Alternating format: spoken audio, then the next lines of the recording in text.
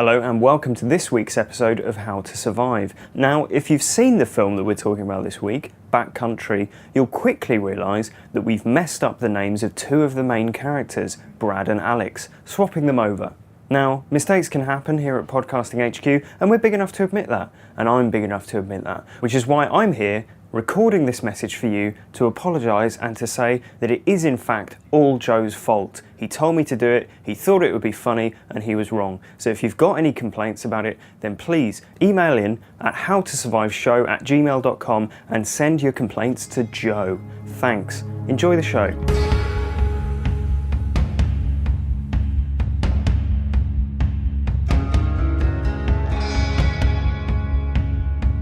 Hello and welcome to episode 18 of the How to Survive podcast.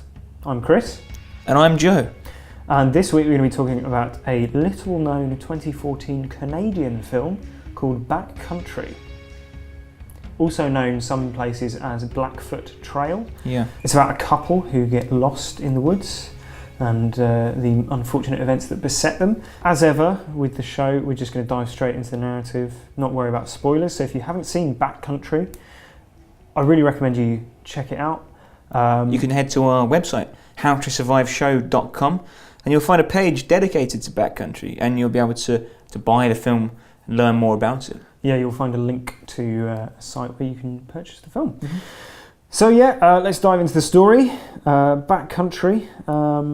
A couple, Jenn and Brad, go hiking and camping, like sort of natural holiday. Mm-hmm. They both need to relax a bit, unwind. So they go to a country park where he wants to show her this area, Blackfoot Trail.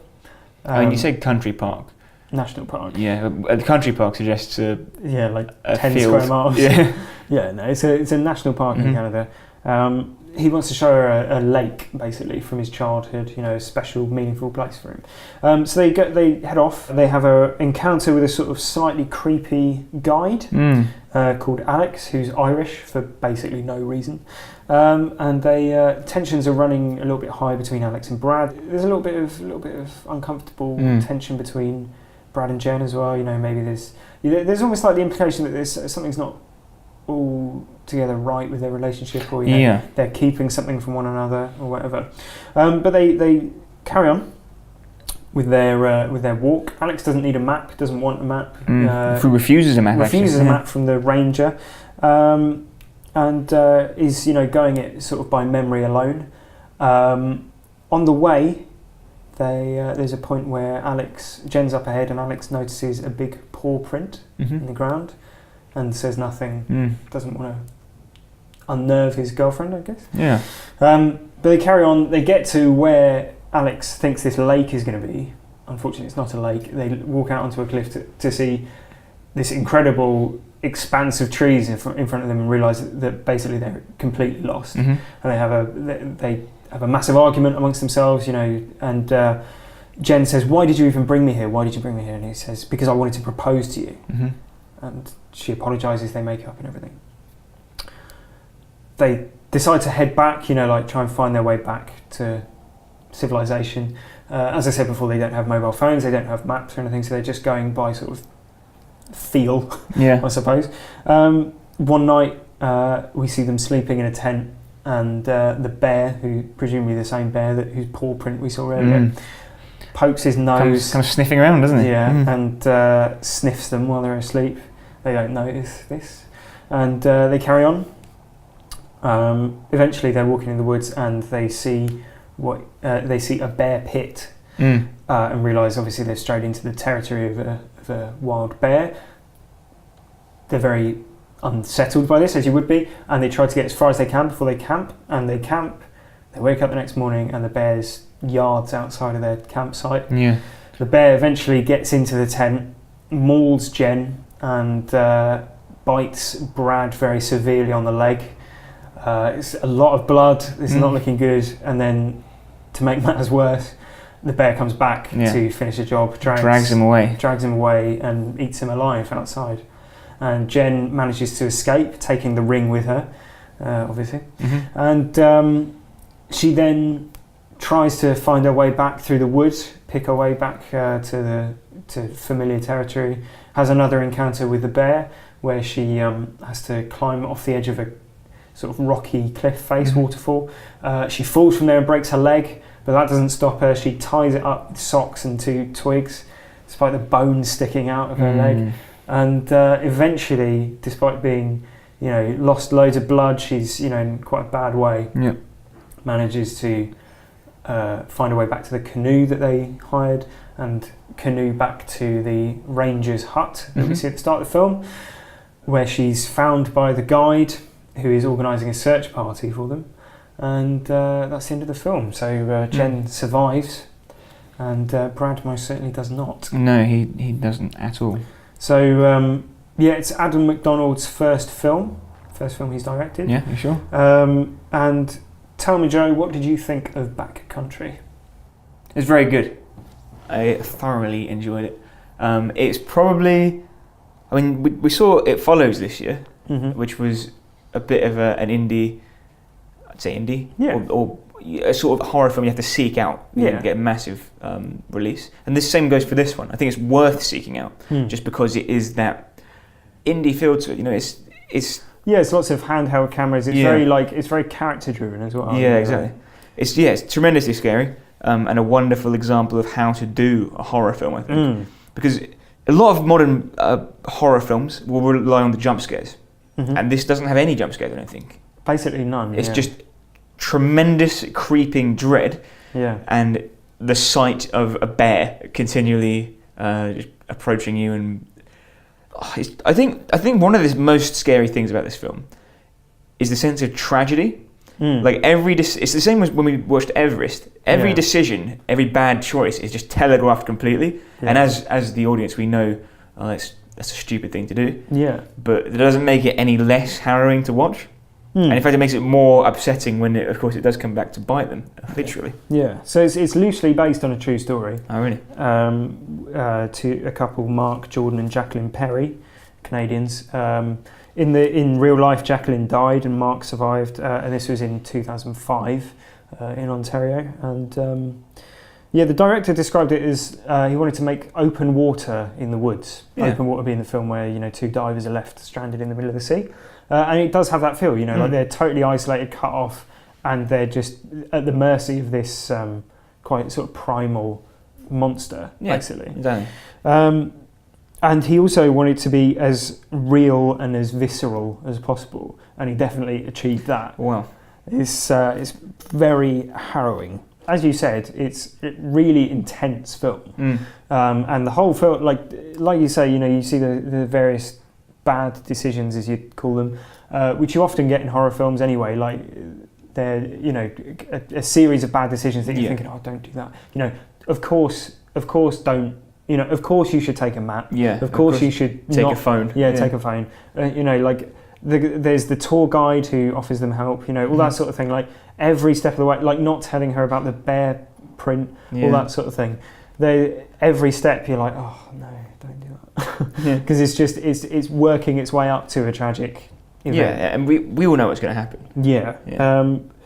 We'll talk in detail about a few scenes, including the central. Well, scene. we need to talk about those sorts of things in order to know how to survive, which is of course why we're here. Yeah. Did you have any problems with the film? So I think the obviously the central scene, as I mentioned earlier, is where Brad is killed. He gets dragged out of the tent and killed by the bear. And it's like, up until that point, I mean, this film follows the rule that the less you see of whatever it is, the scarier it is. Yeah, exactly. And that's the first time really that you see the bear. Yeah, I think that the bear probably has about 20 seconds of like unbroken screen time. Yeah, and and I think that the problem, if the film has one, is that scene ramps up the tension and the fear factor to such an extent that it's impossible for the rest of the film to live up to it.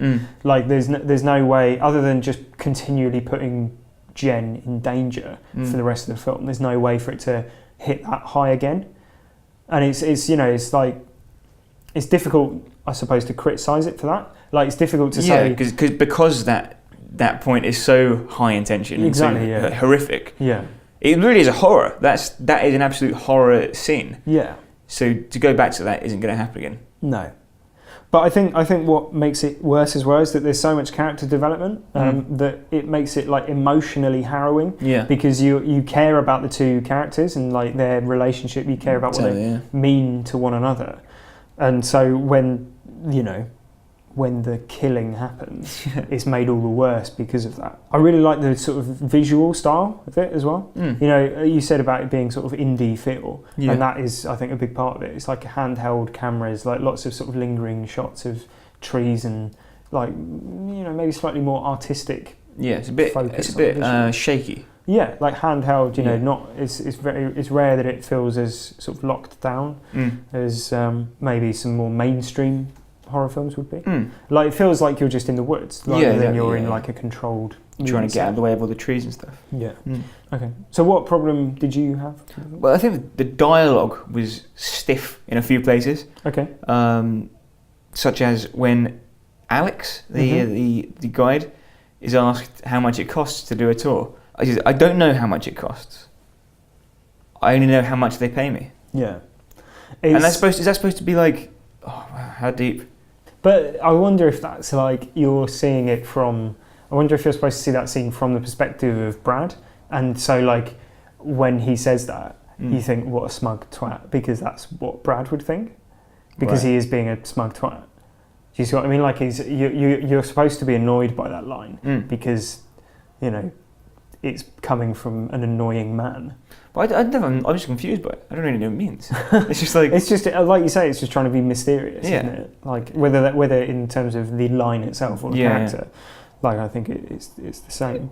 The other problem with the dialogue is when they sort of get out of the canoe and then they go through like the checking of everything in their bags. It's like, we have this. This is bear mace. Chekhov's bear mace. Yeah. And here's a flare. This is a flare that we use at the roadside. That's not going to be useful out here. Hope we don't need that. Yeah. Oh, and here's a first aid kit. Let's just go through like a generation game. It's true. First aid kit doesn't get used. It does, on his toe. Oh, of course. Yeah. Oh, I forgot to mention that in the synopsis. There's a crucial moment where he drops a canoe on his toe. Yeah. Yeah. He also twists his ankle. Yeah, he's terrible. In the wars. Yeah. Especially by the end. Yeah. Like I said about Jaws last week, there can't be many scarier real threats, like real life threats, than a sort of large aggressive animal. No. And I mean, if you're in the water, by all means attack me if you're a bear. Yeah. But if you're on land, then I'd like a shark to attack me, Yeah. It's kind of the extremes. What you want is out of context animals, anachronistic animals. Yeah. Yeah, but it's like the bear. I mean, it must be CGI, like and clever use of props and things but it's really convincing. Like it feels really real and visceral. Like they don't. I imagine it was CGI, but they chose to use shots of the bear really sparingly to so the illusion won't be broken. Exactly. Yeah. But it's horrific, and we'll talk about the horrific scene in detail in a bit. It's something I noticed about this film. I was thinking about it more about how what makes it a good horror, and I thought about also what makes good comedy, and I think they're both down to taste, right? Like personal taste. Like some people like comedy a certain way, like maybe like fart jokes. Yeah. And I'd suspect that a lot of people, similarly, maybe a broad audience, would like jump scares. But to do comedy or to do horror well takes a lot of development and a lot of building up towards the punchline or the scare. The scare, yeah. So I wonder if I'm the first person to ever compare horror and comedy in that way. It's probably, I mean, they provoke opposite but equally strong sort of emotional reactions. Yeah, but it's the same, you have to build up to it. You can't, I mean, you can have the cheap laugh or the cheap scare. Yeah. But, I mean, often the real benefit, the payoff is more extreme if the build-up is there. Yeah, that's interesting. So let's talk about some key scenes. The first scene I want to talk about is the campsite scene where Alex, they have dinner, sort of stunted dinner with Alex. Right, yeah. Really awkward, uncomfortable conversation. And what I thought watching it is that we'd seen the trailer for this. Yes. and so you know it's a bear attack. Yeah. But I think that the first half of the film is set up to make it as ambiguous as possible. So you think that they're going to be stalked by this? Well, you don't know, because they set up, there's the slightly weird old ranger guy who warns them about going up Blackfoot Trail. Yeah. Like, I wouldn't be, it's a bit difficult going up there. And then there's the guide who's a little bit too sort of pushy. And, familiar. Yeah. And then you've got the bear paw print and all that sort of thing. So there's a number of different directions that it could go, and I wonder if, I think that was the director's intention, and I think he said as much, but I wonder if you're watching the film blind, as it were, whether you'd have no idea, whether the tension would be ramped up that much more. Yeah, because these weird people. Yeah, because you're thinking, like, is it going to be like hillbillies or like this creepy stalker guide? There's a shot near the start where they go skinny dipping, and they jump into the lake, and they're being watched. Well, the camera moves away, aping a head movement, which is quite is a good trick to have, basically, isn't it? I'm sure they learnt that in Friday the 13th Part 2, the kill cam. Yeah, that's true. But I think it could have gone in any of those directions, and it does ramp up the tension of the film. I think that's one reading of it. But having seen the trailer. And knowing that the bear was the real threat, it did leave me a bit high and dry with that scene with the Irish guy, because it was just like, where's this going? Get on with the bear. It unsettles you because he's just so weird. Yeah. But there's no real payoff to it. Okay. Like, ever. You don't see him later and he's like, oh, you should have trusted me. Yeah, well, you see him. The last scene. Yeah, the last shot is him about to save Jenn, basically. But I suppose there is some setup, like, which side of the waterfall do you go down? The right side. She goes down the left side and breaks her ankle. Yeah. So there is important stuff to it, I guess. But I think it shows that Brad isn't quite the great outdoorsman that he would have us believe. Yeah, exactly, yeah. He's a bit out of his depth. As though, even though she says, like he says, do you need a guide? And she says, I've got one. Yeah. No, you don't. No. What you have is a problem. Yeah. a issue waiting to happen. Yeah, I want to talk about that later when we're discussing How to Survive. Okay. And some of the problems with Brad's approach to things. The second scene that I want to talk about is the scene where they're asleep in the tent. And obviously this doesn't really tell the characters anything because they're not conscious. But there's just a horrible prescience to those sorts of scenes. Yeah. The whole time. Just makes it so uncomfortable to watch. With its snout just sort of inches away from their heads. Yeah. And I think, I don't know if you've seen the Werner Herzog film Grizzly Man. Of course, yeah.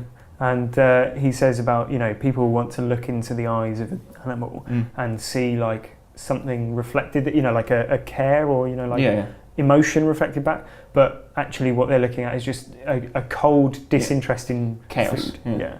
So there's nothing there. And I think that is the sense that you get with the bear. It's it could just kill them there and then. But it's not necessarily that it's toying with them or anything like that. It's just sort of doesn't care. It doesn't make a difference to him.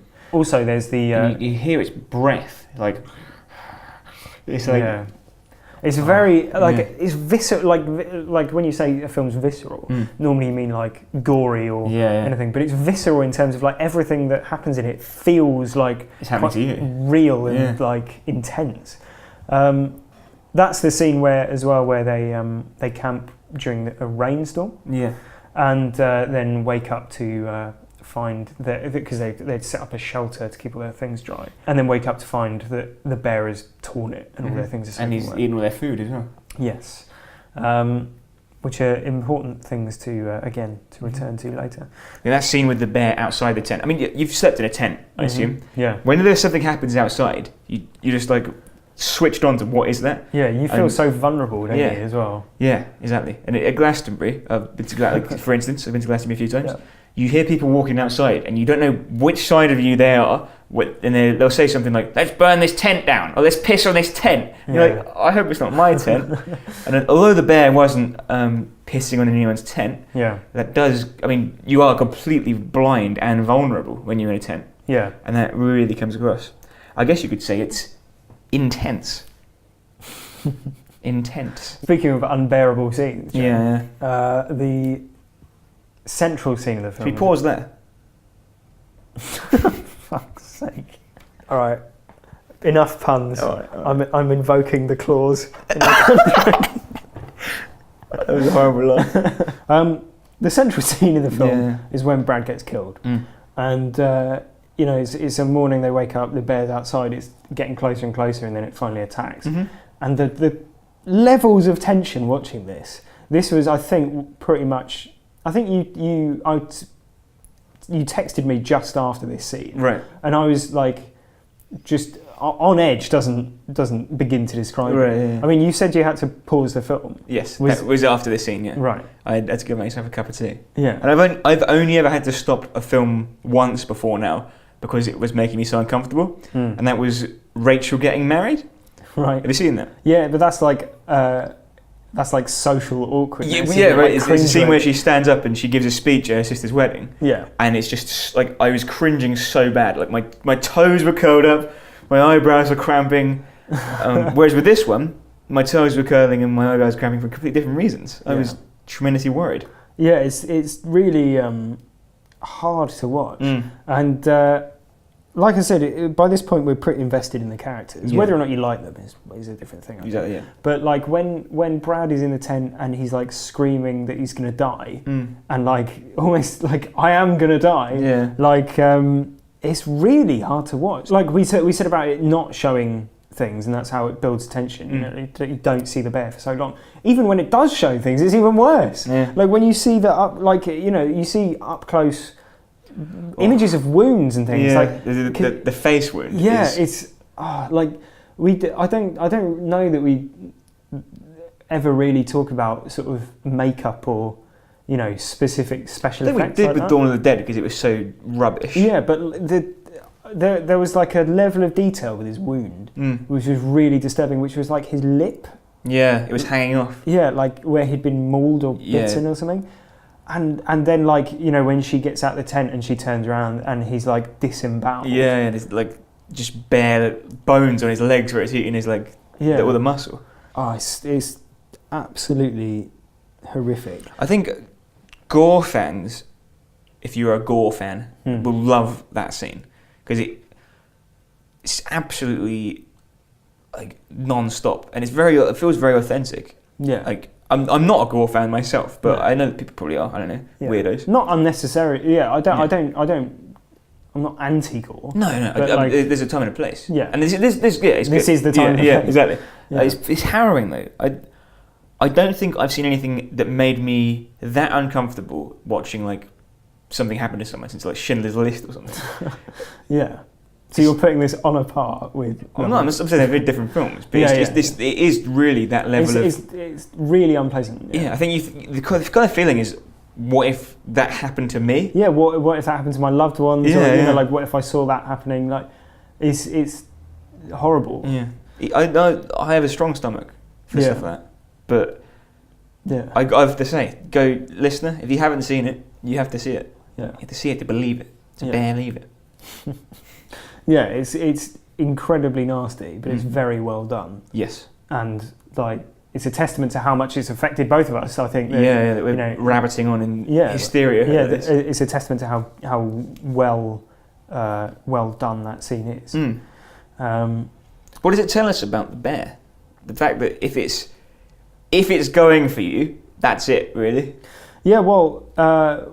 What do we know, Joe? There are some things that we do know. It's a black bear, North American black bear. Okay. They're a very populous bear. Unlike a lot of bears, they're actually they're not considered a threatened species. Okay. By the Wildlife Trust. Too many of them, if anything. Yeah, exactly. They walk around killing people. Yeah. Just bear this in mind in terms of any future survival things you have. Another pun there, was it? I can't move from it. So they're very strong. They've been known to open doors. Yeah. And undo latches. That's my first survival method. Build a house and hide inside. Door. Yeah. They've got very good vision. Apparently, they can run at up to 30 miles an hour, and they can climb as well.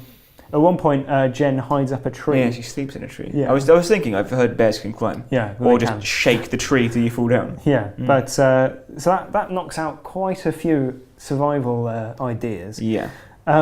Adult males can weigh up to 250 kilograms. The largest ever recorded was in 2010, and that was 399 kilograms. Quite substantial, isn't it? Yes, that is very substantial. Most attacks from black bears are motivated by hunger, and because of that, rather than they're not inclined to be defending some territory. So because it's just out of hunger, they're actually quite susceptible to being fought off. Right.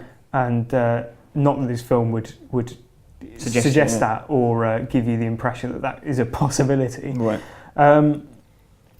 Yeah, so fighting gives you actually quite a good chance. Yeah, have a go. Yeah, if you're listening to this and you're in the midst of a bear attack and you're wondering what to do, fight. Yeah, just stick your head in. Yeah. Yeah. And apparently it's rare for a black bear attack to result in serious injury. Really? There's been comparatively few deaths over the years.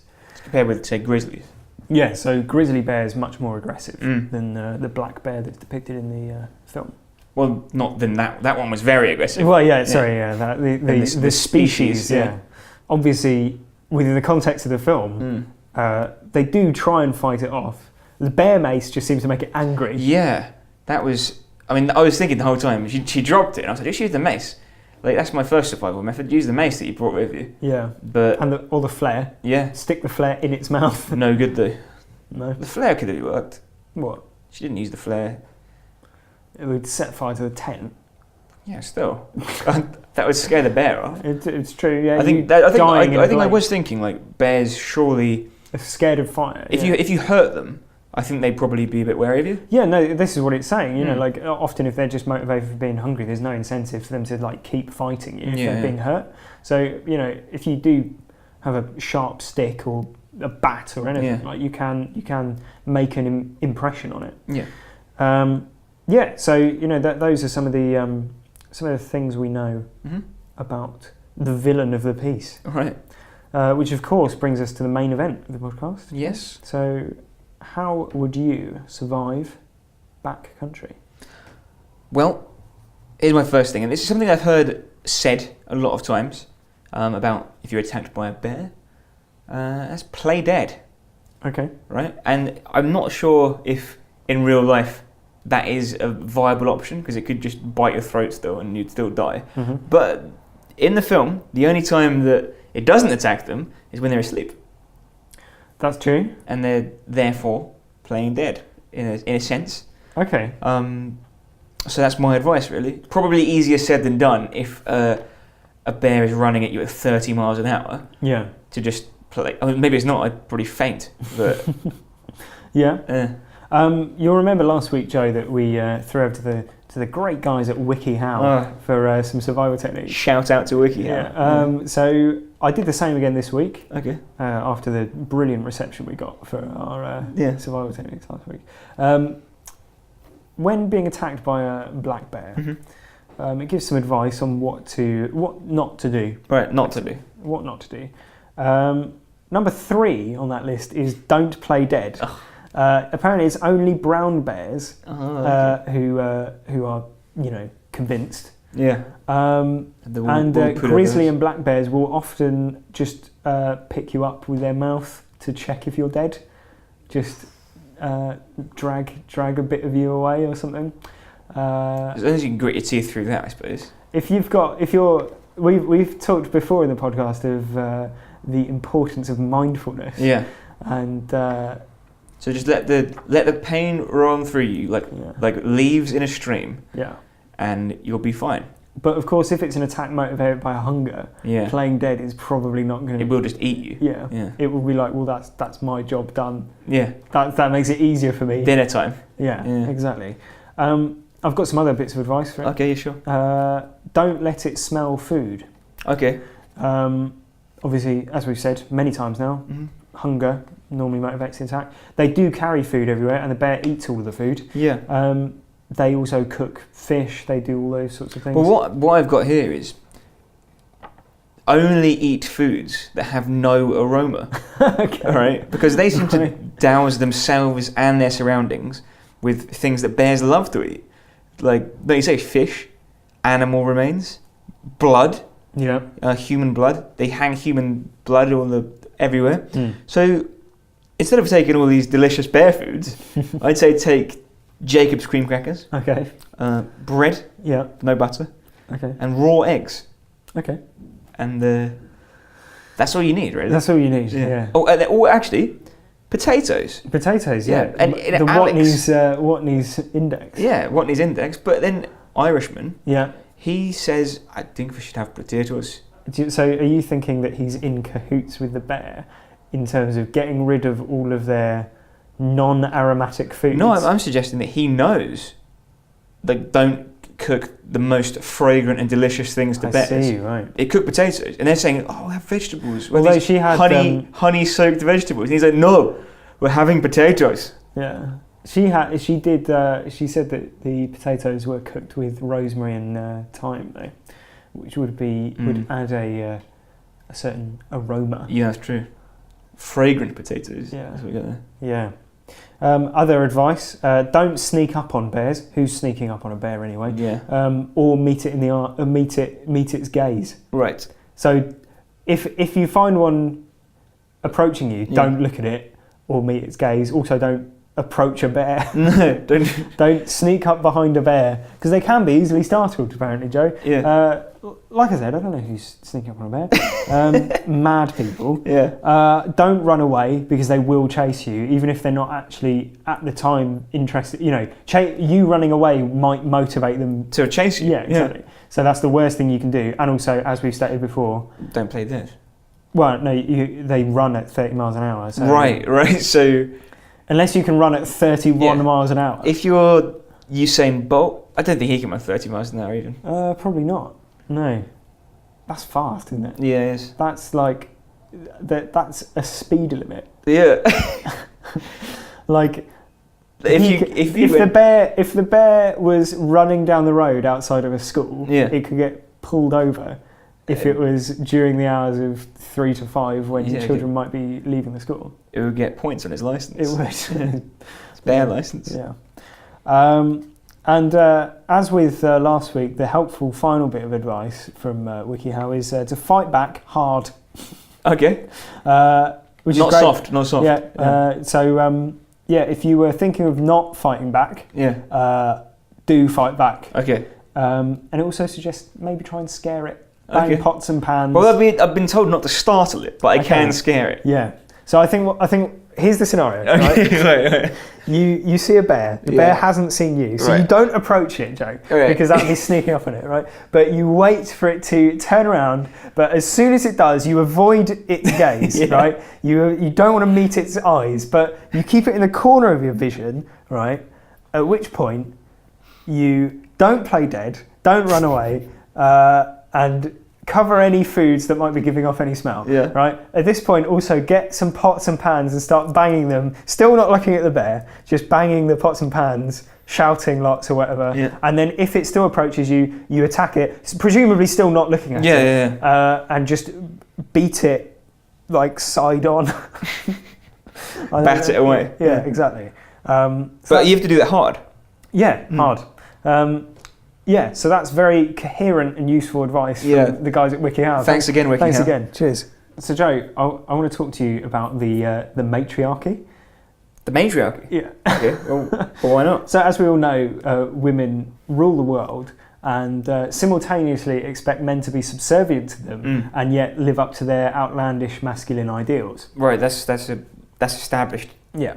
That's the truth. I mean, we all know that. Yeah. So I think Brad makes a number of mistakes that are in the name of trying to satiate his girlfriend's desire for a masculine boyfriend, which is something that she likes, as we see early on in the film. When he manages to light a fire, she's turned on. She literally says, "Is this turning you on?" And she says, "Yes." Yeah.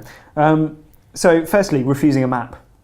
This implies that her man is a hunter-gatherer. He's able to navigate caveman-esque around wilderness with ease, refusing a guide, the same inference. Ignoring a bare paw print. Mm-hmm.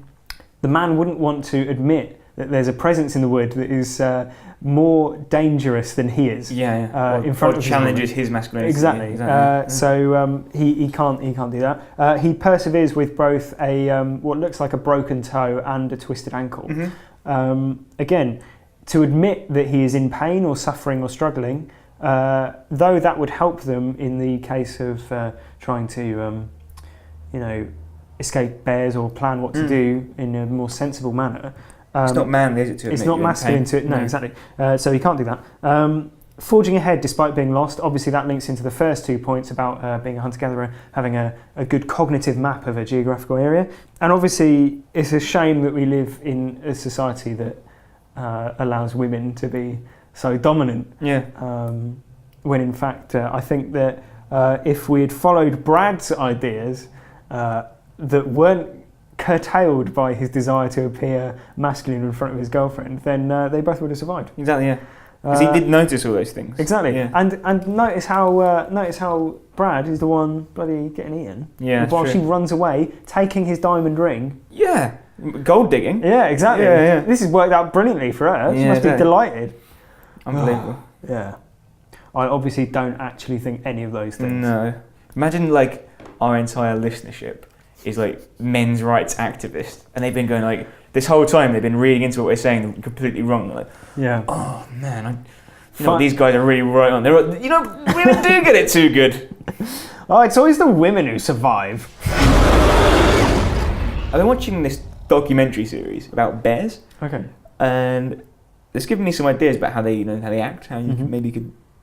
There's one episode of it where there was a circus in town, and one of the bears in the documentary accidentally swapped places with one of the bears at the circus, and this bear had a terrible time. He's trying to perform dangerous tricks, and the more feral circus bear proved to be impossible for the rangers of the park to control, so they swapped them back. Okay. Another episode, a bear and a cub that was in its care find a lamp containing a genie, and they wish for a flying carpet. Okay. This is a documentary. It's a documentary, yeah.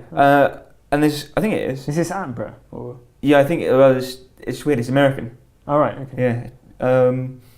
There's one where like this Boy Scout troop set up camp in the park. Yeah. And the bears like pretend to be scouts in order to get like food. Yeah. There's another one where like the ranger inherits this mansion, and the bear comes to stay with him. Okay. So it's a really interesting documentary. Is this the same bear each time, or is it? Yeah, oh, yeah. Right. It's amazing, and he's got this cub who is kind of I don't know if he's a cub or a tiny adult bear. Okay. It's hard to judge. Yeah, well they grow at a sort of quite indeterminate rate, don't they? Well, yeah, exactly. I mean, he's treated like an adult, as in he's an equal pairing with the adult male bear. Yeah. But he's diminutive to the point of looking childish. Okay. So it's hard to say. How do you know how do they establish the power dynamic between them? Well, the what I'd call the male adult bear is the one who kind of comes up with the ideas. He's the natural leader. What? He comes up with the ideas, and he's like, he leads the little one, or he convinces the little one. But how do you know he's doing the ideas? Well, he says so, doesn't he? There's actually another documentary that I've seen recently, which is it's amazing. Like, it's sort of about how in like the natural world, animals can sort of even though they're of different species, they can sort of form mutually beneficial partnerships. Right. In order to survive. Biosynchronicity. Yeah, exactly. Like even though that to look at them, you would assume that they'd have no common ground or an ability to do anything. But like, it's fascinating. Like you're saying about the honey. Like there's this footage. It's incredible. Like there's a bear and he's got like a piglet. Right. And there's like donkey there as well, and they're all just like they're working as a team. There's a tiger who he must be like an adolescent tiger because he's like full of energy. He's like bouncing around. It's crazy. But they, there's one where it's quite incredible. Like the bear gets its head stuck in a pot of honey, and it's like it's like thrashing around, and like the pit.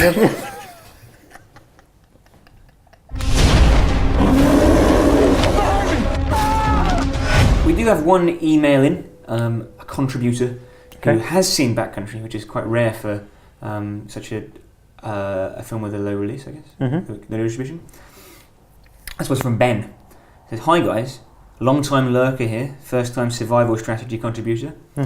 Ignoring the litany of planning oversights, memory loss, and general survival hubris shown by Brad, things may have gone better had he not used his legs, which are made of bear food, as a bear shield during the tent siege, and instead used the bear spray as it was intended to be used before quickly cutting through the thin nylon tent with the axe he said he would be sleeping with after the earlier bear scare. And then just run for it with the sore-eyed bear thrashes around in what remains of the tent. All the best, Ben."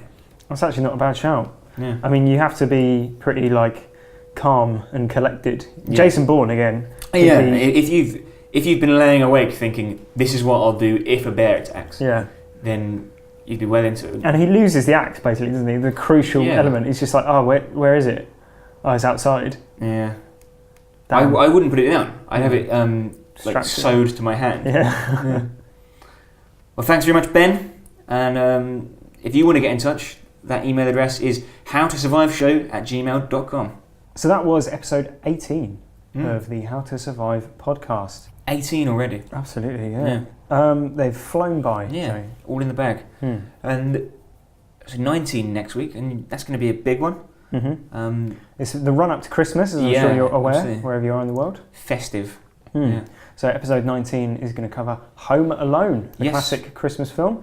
And then the week after we're going to do another Christmas film, which is from this year. It's called Krampus. Yes. So seek that out. I'm sure we've all seen Home Alone, so hopefully maybe refresh yourself. As ever, go to the website, howtosurviveshow.com, and you can find resources, downloads and links to purchase. Exactly. Resources that you can learn more about what we're talking about. Yeah. And if you'd like to get in touch and suggest a film or suggest another method of survival, then the email, as ever, is howtosurviveshow@gmail.com. It is. And as ever, if you enjoyed it, please review it. If you're on iTunes, just drop a 5-star review in there. I won't put words in your mouth, but maybe talk about what you liked about this episode, or previous episodes, or particular favourites, or what you'd like us to cover in the future. So thanks very much for listening, and we'll see you next week. Thank you very much. And if you didn't like this episode, bear with us. Yeah. Well, never put your hat on the bed, son. Never put your hat on the bed. 'Cause if your hat's on the bed, you might wake up dead. So don't you never put your hat on the bed. But if you do, be sure it's upside down, son. If you do